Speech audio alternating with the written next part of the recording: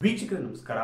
ಕಾಂಗ್ರೆಸ್ನಲ್ಲಿ ನಡೆಯುತ್ತಿರುವ ಗದ್ದಿಗೆಗಾಗಿ ಗುದ್ದಾಟ ಮತ್ತೊಂದು ಸ್ವರೂಪ ಪಡೆದುಕೊಂಡಿದೆ.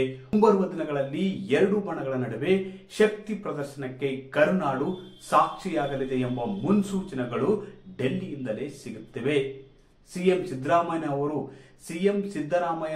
ಹೇಳಿರ್ತಕ್ಕಂಥ ಈ ಒಂದು ಮಾತಿನಿಂದಾಗಿ ಬಣ ರಾಜಕೀಯ ಕಾಂಗ್ರೆಸ್ನಲ್ಲಿ ಬೊಗುಲೇಳುವ ಎಲ್ಲ ಲಕ್ಷಣಗಳು ಕೂಡ ಕಾಣಿಸಿಕೊಳ್ಳತೊಡಗಿವೆ. ಅಷ್ಟೇ ಅಲ್ಲ, ಮುಂಬರುವ ದಿನಗಳಲ್ಲಿ ಎರಡು ಶಕ್ತಿ ಕೇಂದ್ರಗಳ ನಡುವೆ ಪೈಪೋಟಿ ಸ್ಪರ್ಧೆ ಏರ್ಪಡುವುದಂತೂ ಬಹುತೇಕ ಖಚಿತವಾಗಿದೆ. ಈ ಒಂದು ಹೇಳಿಕೆ ಇದೆಯಲ್ಲ, ಸಿದ್ದರಾಮಯ್ಯನವರು ನೀಡಿರ್ತಕ್ಕಂಥ ಈ ಒಂದು ಹೇಳಿಕೆ ಇದೆಯಲ್ಲ, ರಾಜ್ಯ ಕಾಂಗ್ರೆಸ್ನಲ್ಲಿ ಅಷ್ಟೇ ಅಲ್ಲ ರಾಜ್ಯ ರಾಜಕಾರಣದಲ್ಲಿ ಕೂಡ ತುಂಬಾ ಕುತೂಹಲ ಮೂಡಿಸಿದೆ. ಅಷ್ಟೇ ಅಲ್ಲ, ಈ ಹೇಳಿಕೆಯಿಂದಾಗಿ ಪ್ರತಿಪಕ್ಷ ಬಿಜೆಪಿ ಕೂಡ ಹೈ ಅಲರ್ಟ್ ಆಗಿದೆ. ಹಾಗಾದ್ರೆ ಸಿಎಂ ಸಿದ್ದರಾಮಯ್ಯನವರು ಹೇಳಿದ್ದಾದ್ರು ಏನು?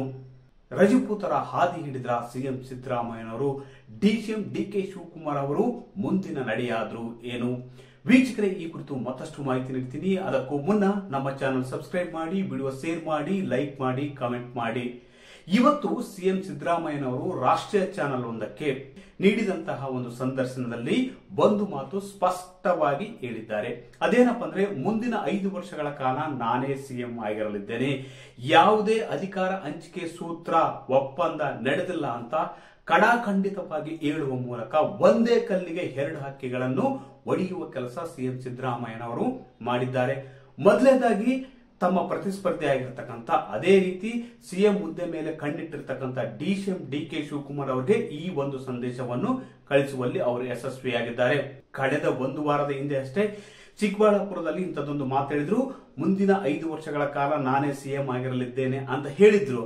ಅಷ್ಟೇ ಅಲ್ಲ, ವಾರದ ಬಳಿಕ ನವದೆಹಲಿಯಲ್ಲಿ ಇವತ್ತು ಮಾತನಾಡಿರುವಂತಹ ಸಿದ್ದರಾಮಯ್ಯ ಅವರು ಒಂದು ಸಂದೇಶ ಕಳಿಸಿದ್ದಾರೆ. ಅದೇನ, ವಿರೋಧಿ ಬಣ ಮತ್ತು ಹೈಕಮಾಂಡ್ಗೆ ನೇರ ಸಂದೇಶ ಕಳಿಸುವಲ್ಲಿ ಕೂಡ ಯಶಸ್ವಿಯಾಗಿದ್ದಾರೆ. ಯಾಕಂದ್ರೆ ಮುಂದಿನ 5 ವರ್ಷಗಳ ಕಾಲ ನಾನೇ ಸಿಎಂ ಆಗಿರ್ತೀನಿ, ನನ್ನ ಒಂದು ವೇಳೆ ಮುಟ್ಟಿದ್ರೆ ಹುಷಾರ್ ಅಂತ ಸಂದೇಶ ಕಳಿಸುವಲ್ಲಿ ಅವರು ಯಶಸ್ವಿಯಾಗಿದ್ದಾರೆ. ಈ ವಿಶೇಷವಾಗಿ ಗಮನಿಸಬೇಕಾದ ಅಂಶ ಏನಪ್ಪಾ ಅಂದ್ರೆ, ಕಳೆದ 2-3 ವರ್ಷಗಳ ಹಿಂದೆ ರಾಜಸ್ಥಾನದಲ್ಲಿ ಇಂಥದ್ದೇ ಒಂದು ಗುದ್ದಾಟ ನಡೆದಿತ್ತು. ಅಲ್ಲಿ ಅಂದಿನ ಮುಖ್ಯಮಂತ್ರಿ ಆಗಿದ್ದಂತ ಅಶೋಕ್ ಗೆಹ್ಲೋಟ್, ಅದೇ ರೀತಿ ಅಲ್ಲಿನ ಡಿಸಿಎಂ ಮತ್ತು ಕಾಂಗ್ರೆಸ್ ಘಟಕದ ಅಧ್ಯಕ್ಷರಾಗಿದ್ದ ಸಚಿನ್ ಪೈಲಟ್ ನಡುವೆ ಅಧಿಕಾರಕ್ಕಾಗಿ ಗುದ್ದಾಟ ನಡೆದಿತ್ತು. ಅದು ಸಿಎಂ ಹುದ್ದೆಗಾಗಿ. ಅವತ್ತು ಅಶೋಕ್ ಗೆಹ್ಲೋಟ್ ಅವರು ಸಿಎಂ ಆಗಿದ್ರು. ಅವರನ್ನು ಕೆಳಗಿಳಿಸುವುದಕ್ಕೆ ಮತ್ತು ತಾವು ಸಿಎಂ ಆಗುವುದಕ್ಕೆ ಸಚಿನ್ ಪೈಲಟ್ ಅವರು ಇವತ್ತು ಡಿಸಿಎಂ ಡಿಕೆ ಶಿವಕುಮಾರ್ ಏನು ಹೋರಾಟ ಮಾಡ್ತಿದ್ರಲ್ಲ, ಅದೇ ಮಾದರಿಯಲ್ಲಿ ಕೂಡ ಅಂದು ಸಚಿನ್ ಪೈಲಟ್ ಅವರು ಮಾಡಿದ್ರು. ಆದ್ರೆ ಈ ಒಂದು ಕಾಳಗದಲ್ಲಿ, ಈ ಒಂದು ಕದನದಲ್ಲಿ, ಈ ಒಂದು ಶಕ್ತಿ ಪ್ರದರ್ಶನದಲ್ಲಿ ಅವತ್ತು ಗೆದ್ದಿದ್ದು ಅಶೋಕ್ ಗೆಹ್ಲೋಟ್.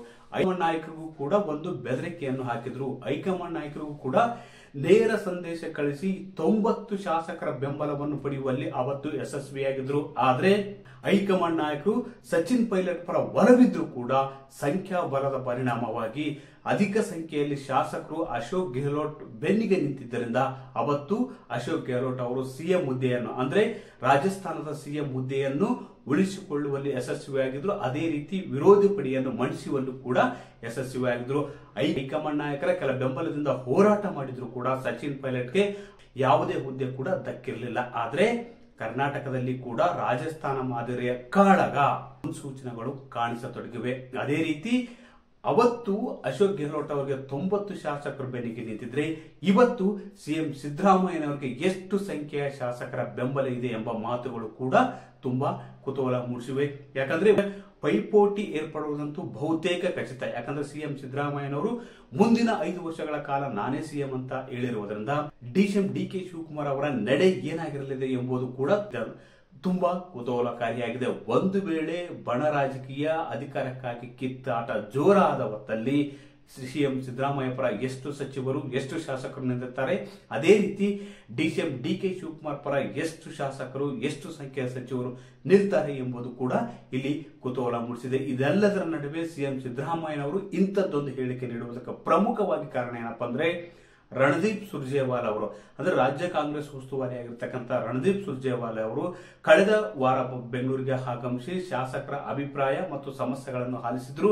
ಅದೇ ರೀತಿ ಕಳೆದ 2 ದಿನಗಳ ಹಿಂದಷ್ಟೇ ಕೆಲ ಶಾಸಕರ ಸಮಸ್ಯೆ ಮತ್ತು ಅಭಿಪ್ರಾಯ ಸಂಗ್ರಹಿಸಿದ್ರು ಅಂತ ಹೇಳಲಾಗ್ತದೆ. ಈ ವರದಿಯನ್ನು ಹೈಕಮಾಂಡ್ ನಾಯಕರಿಗೆ ರಣದೀಪ್ ಸುರ್ಜೇವಾಲಾ ಅವರು ಸಲ್ಲಿಸಲಿದ್ದಾರೆ. ವರದಿ ಆಧಾರದ ಮೇಲೆ ಹೈಕಮಾಂಡ್ ನಾಯಕರು ಒಂದು ಮಹತ್ವದ ತೀರ್ಮಾನ ಕೈಗೊಳ್ಳುವ ಮೊದಲೇ ಸಿಎಂ ಸಿದ್ದರಾಮಯ್ಯನವರು ಮುಂದಿನ 5 ವರ್ಷಗಳ ಕಾಲ ನಾನೇ ಸಿಎಂ ಆಗಿರ್ತೀನಿ ಮತ್ತು ಸರ್ಕಾರವು ನಮ್ಮದೇ, ಯಾವುದೇ ಅಧಿಕಾರ ಒಪ್ಪಂದ ನಡೆದಿಲ್ಲ ಅಂತ ಹೇಳುವ ಮೂಲಕ ಒಂದೇ ಕಲ್ಲಿಗೆ 2 ಹಕ್ಕಿಗಳನ್ನು ಹೊಡೆದರೆ. ಮೊದಲೇ ಹಕ್ಕಿ ಯಾವುದಪ್ಪ ಅಂದ್ರೆ ವಿರೋಧಿ ಬಂದ ಡಿಸಿಎಂ ಡಿ.ಕೆ. ಶಿವಕುಮಾರ್ ಮತ್ತು ಅವರ ತಂಡದ ಶಾಸಕರು ಅದೇ ಸಂದೇಶ ಏನಪ್ಪಾ ಅಂದ್ರೆ ಅದು ಹೈಕಮಾಂಡ್ ನಾಯಕರಿಗೆ ಕಳಿಸಿದ್ದಾರೆ. ನಾನು ಯಾವುದೇ ಕಾರಣಕ್ಕೂ ಕುರ್ಚಿ ಬಿಟ್ಟು ಕೆಳಗಿಳಿಯುವುದಿಲ್ಲ, 5 ವರ್ಷಗಳ ಆಡಳಿತ ನಡೆಸುವುದಕ್ಕೆ ತಾವು ಸಹಕಾರ ನೀಡಬೇಕು ಎಂಬ ಸಂದೇಶವನ್ನು ಕಳಿಸುವಲ್ಲಿ ಸಿದ್ದರಾಮಯ್ಯನವರು ಯಶಸ್ವಿಯಾಗಿದ್ದಾರೆ. ವೀಕ್ಷಕರು, ಈ ಮಾಹಿತಿ ನಿಮಗೆ ಇಷ್ಟವಾದಲ್ಲಿ ವಿಡಿಯೋ ಶೇರ್ ಮಾಡಿ, ಲೈಕ್ ಮಾಡಿ, ಕಮೆಂಟ್ ಮಾಡಿ.